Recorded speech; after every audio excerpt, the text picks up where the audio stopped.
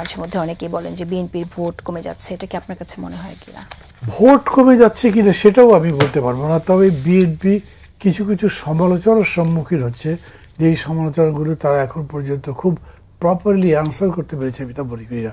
যেমন মনে করেন এই যে আপনি একটু আগে জামাতের আমিরের কথা বোধহয় একবার বললেন, এটা তো বহুল আলোচিত। উনি বিশেষ করে আপনার ওই যে পাটগ্রামে যে ঘটনাটা ঘটেছে, থানা থেকে বের করে নিয়ে যাওয়া, মানে এটাকে তো আপনি ডিফেন্স করতে পারবেন না কোনোভাবেই, এটা ঠিক হয় নাই।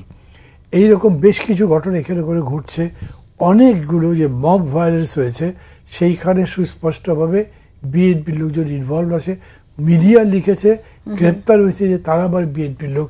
যদিও মানে ওই রকম কেসই আপনি কোথাও পেয়েছেন, এই এনসিপি থেকে পেয়েছেন, কোথাও জামাতের নামে অভিযোগ আছে, কিন্তু তারপরেও সেইটা অত বড় হয়ে আসছে না, এদের উপরে আসছে। এ থেকে অনেকে মনে করছেন ভোট কিন্তু কমে যাচ্ছে। একটা হয় যে যে ঘটনাগুলো ঘটছে সেইটা যদি সাধারণ মানুষের উপর প্রভাব ফেলে তাহলে নিশ্চয়ই ভোটের উপরও প্রভাব ফেলে। এগুলো ঘটনা সাধারণ মানুষের উপর তো প্রভাব ফেলে। জনসমর্থন বিভিন্ন জায়গায় আপনাদের প্রতি এখন কি বাড়ছে না কমছে, এটা আপনার কাছে শুনি। ওয়েল, নিঃসন্দেহে বাড়ছে। এই কারণে বাড়ছে মনে করবো, যেমন ধরুন আমার পার্টি চেয়ারপারসন বেগম খালেদা জিয়া, ওনাকে কেউ বলেছিলেন যে ম্যাডাম আমরা আপনার কাছে যে প্ল্যাকার্ডে দাবি করেছেন যে প্রধানমন্ত্রী 2 টার্মের বেশি কেউ থাকতে পারবে না, কেউ বলেছিলেন না?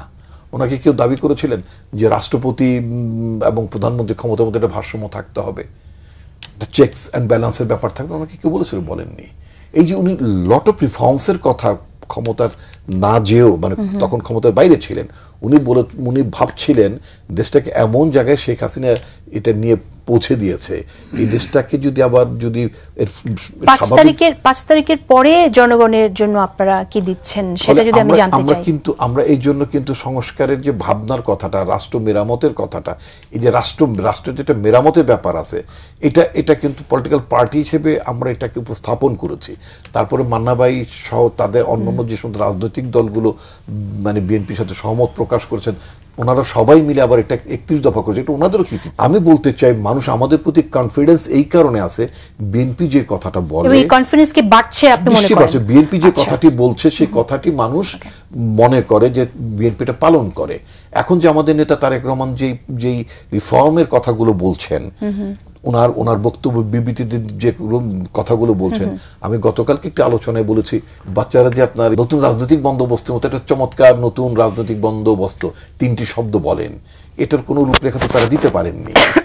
কিন্তু আমাদের নেতা তারেক রহমান কিন্তু একটা নিউ পলিটিক্যাল সেটেলমেন্ট 5 অগাস্টের পরে আমাদের নেতা তারেক রহমান কিন্তু বলেছেন যে 5ই অগাস্টের পরে বাংলাদেশের রাজনীতি আগের জায়গায় থাকবে না, ও জায়গাতে ফেরত যাবে। এই যে ভাবছেন একজন প্রধান নেতা হিসেবে, তো এটা তো সবচেয়ে বড় চিন্তা। নেতার প্রতি তো মানুষের আস্থা আছে। কিন্তু আমার কথা হচ্ছে যে আপনি বাচ্চা বলছেন, আবার এই বাচ্চাদের দলের সাথে আপনার এত পুরাতন দলের তুলনা করছেন, এটা বাচ্চাদের দলের কথা বলছেন, কিন্তু বাচ্চাদের দলের সাথে আবার আপনার দলের তুলনা করছেন, আপনাদের দল এত পুরনো দল। না, আমি তুলনা করছি না তো, আমি বলছি যে ওরা একটা নতুন রাজনৈতিক বন্দোবস্তের কথা তারা বলছেন, আমরা সেই নতুন রাজনৈতিক বন্দোবস্তের কথা আমরা এটা অলরেডি প্রকাশ করেছি, এটাই বলছি, রেফারেন্স আকারে এসেছে, তো সেজন্য বললাম।